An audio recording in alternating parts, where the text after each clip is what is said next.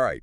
Welcome back, everyone. We're diving deep today. Really Yes, deep. deep. Yeah, into some, I think, really, really practical stuff that you can use every single day. Yeah.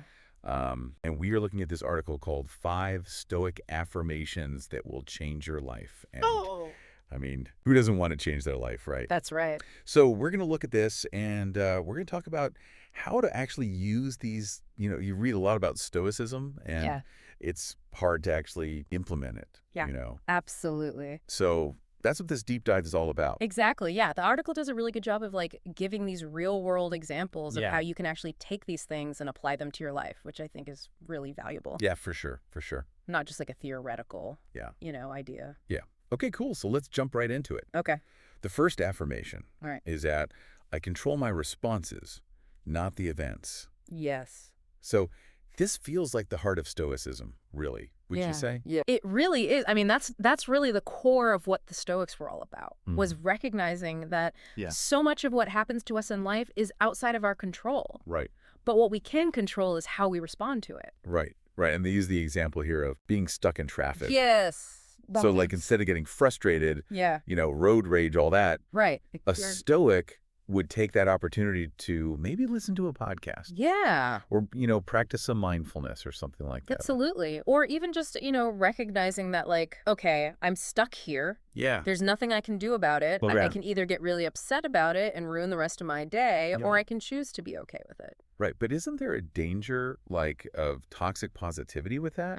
Is it realistic to always... That's a great question. Yeah. And I think that's where Stoicism kind of gets a bad rap sometimes, Right. Yeah. where people think it's about, just suppressing all your negative emotions. Yeah. And pretending everything's fine. Right. But it's really not about that. It's about recognizing Yeah. that those negative emotions that we have are often fueled by our judgments Right. about the events, not the events themselves. So like you said, if you're stuck in traffic, Yeah. a Stoic might still acknowledge okay, this is frustrating. Yeah. I'm a human. It's okay to feel frustrated. Right.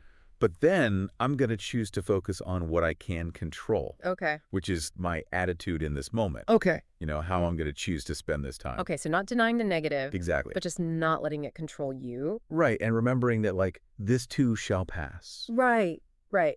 Everything in life, this is temporary. Yeah, and this kind of reminds me of that idea of, what is it, Memento mori. Yes, memento mori, thank you. Yeah, remembering death. Yeah. Which sounds morbid, but it's actually, when you think about that... It puts things in perspective, yeah. It really does. If this is the last traffic jam I'm ever in, yeah, am I really going to waste my energy getting upset about it? Right. Probably not. Totally. Okay, affirmation number 2. Okay. Embrace what you cannot change. Ooh. This one, I feel like this one's really hard. This is a tough one. Especially when you're dealing with something really major, like they talk about in the article. Yeah. Losing your job. Right. I mean, how do you embrace that? Yeah, it's one of the hardest things to do. Yeah. But I think the key here is recognizing that acceptance doesn't mean giving up. Yeah. It means acknowledging reality. Right. So that you can focus your energy on what you can influence. Okay. So if you lose your job, right. Yeah, it's going to be natural to feel sad, angry, scared, all those things. But clinging to those feelings isn't going to change the situation. It's not going to bring the job back. Exactly. Yeah. But by accepting it, you free yourself up to start moving forward. Okay. And, and maybe even discover new opportunities that you hadn't considered before. Right. Okay, I've always wanted to start my own business. Maybe this is the push Yeah. that you needed to finally go for it. Okay, so it's like using it as fuel instead of as a roadblock. Exactly. I like that. So. Okay. Speaking of kind of figuring out what's important to you. Yes. Affirmation number 3. Okay. Live according to your values. Oh, that's a good one. And they have this example of a promotion that would require you to compromise your ethics. Yeah. Yeah. And I was like, ooh, that's a tough one. Yeah. But then it makes me think, well, how do you actually figure out what your values are? Right. How do we actually define them? Yeah. So that they can guide you in those situations. Yeah. And I think sometimes it's less about sitting down and making a list of my values are A, B, and C. Right. And it's more about paying attention to Yeah. how you feel in different situations. Like, are your actions Well, aligning with the person that you want to be? Right. If not, Yeah. that's a signal to reevaluate. Right. Now, the Stoics, they believe that virtue Yeah. was the highest good, right? Yeah. And living virtuously meant Yeah. aligning your actions with wisdom, Okay. justice, courage, temperance. Okay. So when our values Yeah. rooted in those virtues, Yeah. we build self-respect. Right. And that ripples out into every area of our lives, our relationships, our careers, everything. So it's like those values become your compass for navigating all those tricky situations. Exactly. Yeah. Okay. I like that. Yeah. All right. Affirmation number 4. Okay, what do we got? Practice gratitude daily. Yes. And I love this one. It's a good one. But I will say, I struggle with doing it consistently. Yeah. You know, it's like one of those things that... It's easy to forget. Yeah, it's easy to forget, and I think it's easy to, like... Take things for granted. Yeah. Yeah, absolutely. So are there, like, specific techniques... Oh, yeah, for sure. ...that the Stoics would use or recommend to, like, absolutely. to help with that? Yeah, the Stoics understood that gratitude isn't just a feeling. Okay. It's a practice.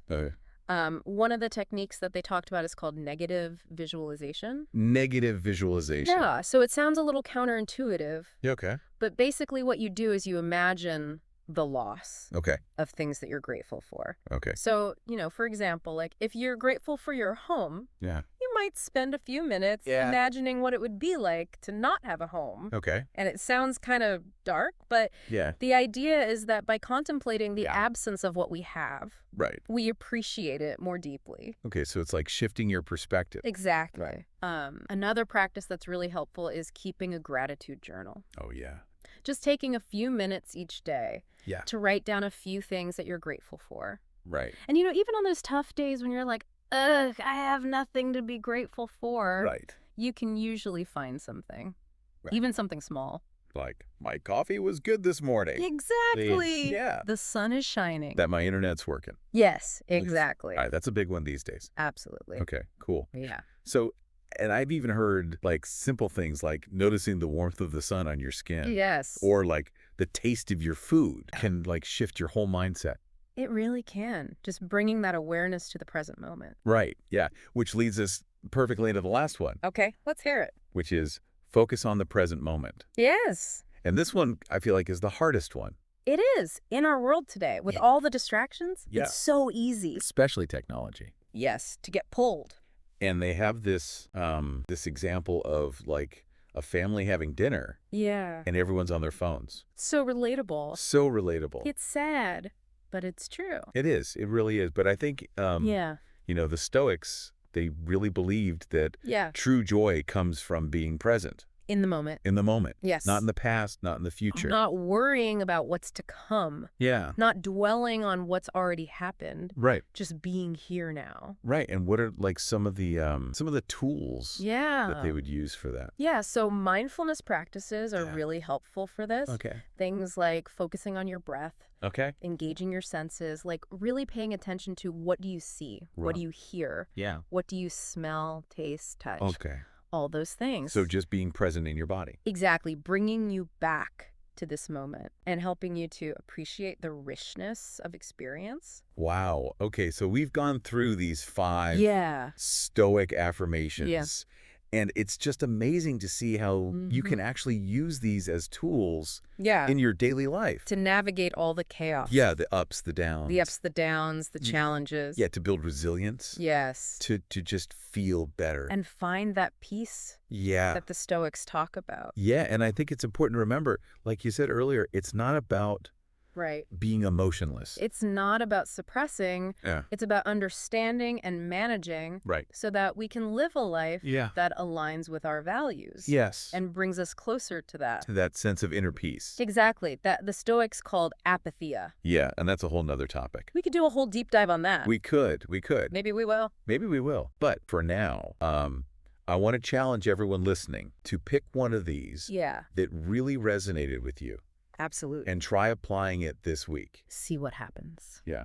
See how it impacts your reactions. Your well-being. Yeah, just notice, be mindful of it. Exactly. And it might just change your life. It might. That's what they say. That's what the article says. All right. Thanks for joining us. Thank you. We'll see you next time for another deep dive. See you later.